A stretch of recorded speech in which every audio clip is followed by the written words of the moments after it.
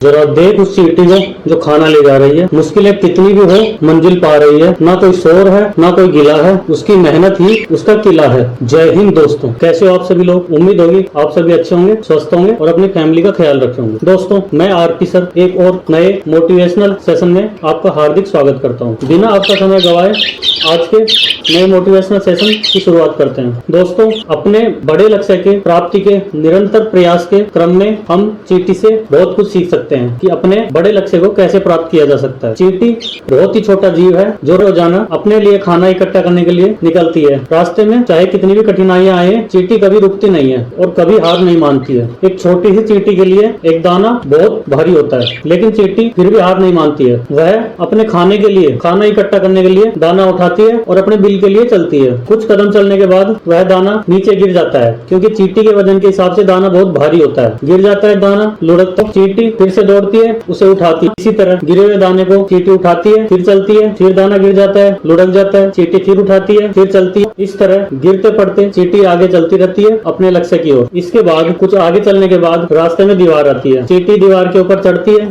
गिर जाती है, फिर चढ़ती है, फिर गिर जाती है। ये गिरना, उठना, फिर चलना, ये क्रम, ये सिलसिला लगातार चलता रहता है कई घंटों। जिस तरह एक इंसान दूसरे इंसान का मजाक उड़ाते हैं, उसी तरह चींटी भी किसी के मजाक का पात्र बनी होगी। लेकिन चींटी को सिर्फ एक ही बात दिखाई देती है, वो है उसका लक्ष्य, कि उसे किसी भी तरह अपने लक्ष्य को प्राप्त करना है, अपने बिल तक पहुंचना है, अपने लिए खाना इकट्ठा करना है। आखिरकार गिरते, पड़ते, उठते, चलते क्रम में चींटी अपने लक्ष्य, अपने बिल तक खाना ले जाने में सक्षम रहती है। इसी तरह गिरते, पड़ते, उठते, चलते चींटी आखिरकार अपने लक्ष्य यानी अपने बिल तक पहुंच जाती है। चींटी अपने लक्ष्य को प्राप्त कर लेती है और अपने लिए खाना इकट्ठा करने में सक्षम होती है। इस तरह चींटी हमें सिखाती है कि लक्ष्य, काम, कठिनाइयां कितनी भी बड़ी क्यों ना हो, निरंतर धैर्य के साथ प्रयास करते रहने से हम उस बड़े लक्ष्य को, बड़े काम को प्राप्त कर सकते हैं। दोस्तों एक बात हमेशा याद रखना, संघर्ष ही जीवन है। जिसने संघर्ष नहीं किया मतलब उसने जीवन ही नहीं जिया। अपने लिए खाना इकट्ठा करने के कठिन कार्य को करने में चींटी को थकान जरूर हुई है, लेकिन जब काम पूरा हो गया, लक्ष्य की प्राप्ति हो गई, तो चींटी हजारों कठिनाइयों को सहन करते हुए, उनको पार करते हुए, अपने लिए खाना इकट्ठा करते हुए संतोष की अनुभूति करती है कि उसने विभिन्न प्रकार की कठिनाइयां रास्ते में देखी, लेकिन अपना